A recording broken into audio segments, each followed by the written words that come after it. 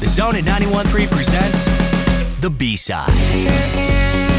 Yeah, go, man. Hey, Dylan, how's it going, bud? Yeah, good, dude. Jason says hi. Hey, Jason, I'm really happy to hear that he got down south. He made it this time. Yeah. And he tried the corn dog. He sent me a text message yesterday saying I told him not to come back if he doesn't try the corn dog. Yeah. And so he tried the corn dog, and he said actually the corn dog was amazing. Awesome. Have you had the Disneyland corn dog? I've had the Disneyland corn dog in Euro Disney. I once went, not true story, I was doing the backpacking thing. I went to Euro Disney in the morning and the Louvre in the afternoon. And I was like, I just did the cultural groin pull. Right. So I was at like this, I think it was called Casey's, which was a hot dog spot. And then we were like Raiders of the Lost Ark ride, and then Space Mountain, and then Mona Lisa. And wow. It's quite a day. And the corn dog was the highlight? So I still remember the name of the hot dog joint was Casey's because it had a great, Oh, man, amazing. So what's on the B-side today, my friend? We're talking about a pretty cool operation here in town called Pro Jam Spaces, and the guy who runs it is Rick May. And so Pro Jam Spaces... You could do a whole B-side just on Rick May. Oh, well, this will be half and half. Yeah, this guy's an amazing We'll talk a little about Pro Jam musician. Spaces, then we'll talk about Rick May. Cool. So Rick is a musician, lives here locally, and he opened up a place where you can rent the studio. So if you're where you want to practice, and so there's I think there's 4 of them in there. My favorite's the Orange Studio, not only because orange is my favorite color, but it's a nice big room, well air conditioned. It's got the good soundproofing. And just to interrupt, yeah, he's currently wearing an orange sport coat. So I am. Truly, of course. he loves orange. Orange very, is the very greatest much. thing ever. Yeah. Sunsets, lava. You got to be kidding me, right? So they got these different rooms, and you can rent, like, if you need a kit, if you want a drum kit, you can rent that. You need a bass rig, they've got that. All the PAs in the room already, all the mics, everything's all set up, and you rent it by the hour. You can rent it in bulk.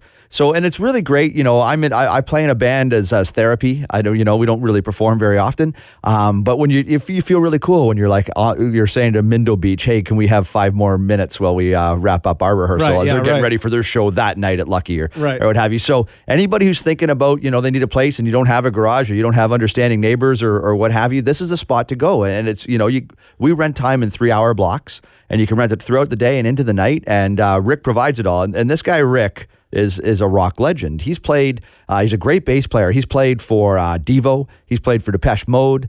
He worked with Andy from The Police.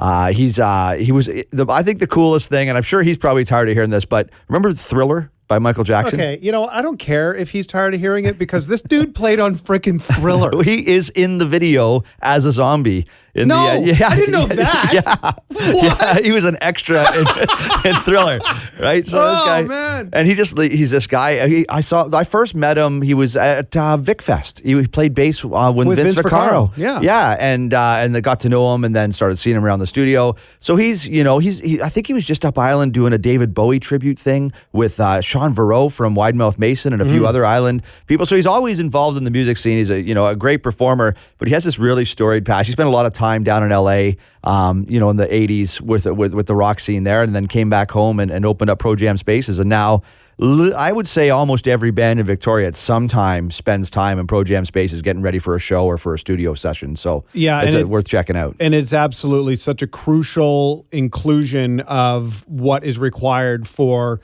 a city like this with so many amazing bands, so many emerging bands. We need spaces like this, because not everybody has a garage, not everybody has a basement, not everybody has a studio to access. So that's fantastic. And you can't overlook that he did this, but like the music scene here, I think is really picking up steam.